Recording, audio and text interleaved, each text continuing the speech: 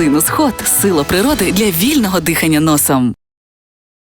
Президент Зеленський пояснив, чому він звільнив генерала Залужного із посади головнокомандувача Збройних сил України. Президент пояснив, що це вимагало бачення перезавантаження і перебудови зміни менеджменту військового командування. Таке рішення, власне, було продиктовано подібними вимогами.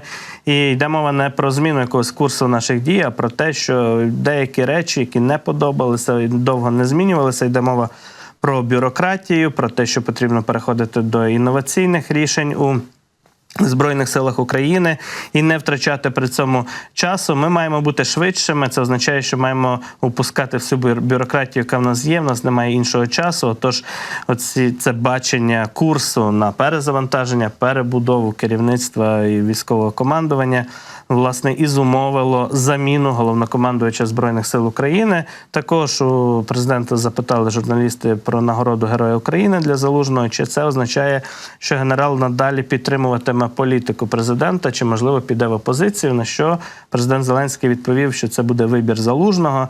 Він, цитую, захищав нашу націю, нашу країну, тож я надав йому це звання Героя України, оскільки дуже вдячний за все, що зробив генерал Залужний. Ось така відповідь. Ну, загалом в загальних рисах дуже президент відповів на це питання, не вникаючи в деталі. Зрештою, бачимо, що цікавить світ і іноземних журналістів питання, чому було замінено головнокомандувача Збройних сил України. Далі детальніше поговоримо про Одесу, оскільки саме Одесу найбільше атакували цієї ночі і ракетами, і шахедами росіяни. На жаль, бачимо, що є завдана шкода.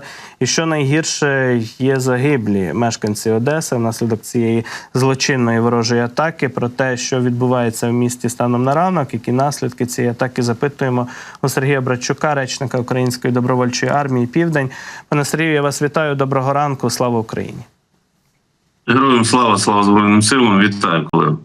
Розкажіть, будь ласка, куди цілилися росіяни, куди влучили і які наслідки цієї нічної атаки? Отже, власне, де вибухнув той шахед, який забрав життя принаймні 3 одеситів, наскільки нам відомо на сьогодні? Абсолютно вірно. Це, на жаль, найголовніше, 3 людей загинули.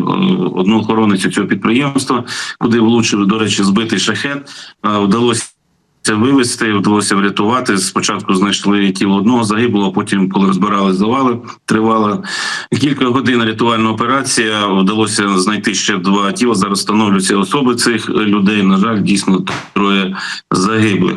Що стосується самої атаки, то ворог атакував з Чорного моря і шахедами, і атакував в тому числі і ракетами Х-22 і Х-31П протирадіолокаційно, для того, щоб виявити і знищити наші системи протиповітряної оборони. Ну, а Х-22 є надзвичайно потужною і неточною російською зброєю. Знали про те, що з Енгельса, з аеродрому Енгельс стартували стратегічні літаки.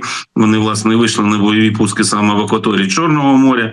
Ну і, власне, про шахеди теж вони дуже часто, фактично весь цей час атакують саме з Чорного моря, тому що вода, вона над нею дуже низенько йдуть, і не так швидко можна з'ясувати ці цілі і їх побачити. Але відпрацювали наші системи ППО, відпрацювали мобільні вогневі групи, 9 безпілотників вдалося знищити. Але я ще раз скажу, що один, на жаль, збитий, він влучив, була пожежа, десь приблизно 500 квадратних метрів.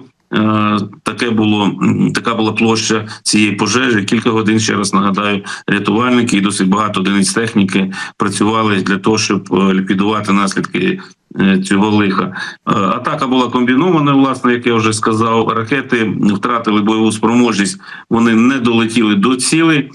Попередньо можемо говорити, що, ну, по-перше, зрозуміло, що саме Одеса була під ударом, можливо, і швидше за все навіть так, ворог намагався атакувати нашу портову, припортову інфраструктуру. Також під час свого польоту шахеди були спрямовані в тому числі і на південь Одеського регіону, але відпрацювали мобільні вогневі групи і вдалося цю атаку фактично відбити. На жаль, ще раз кажу, на превеликий жаль і щирі співчуття родинам загиблих. 3 у нас людей поповнили Небесну Сотню.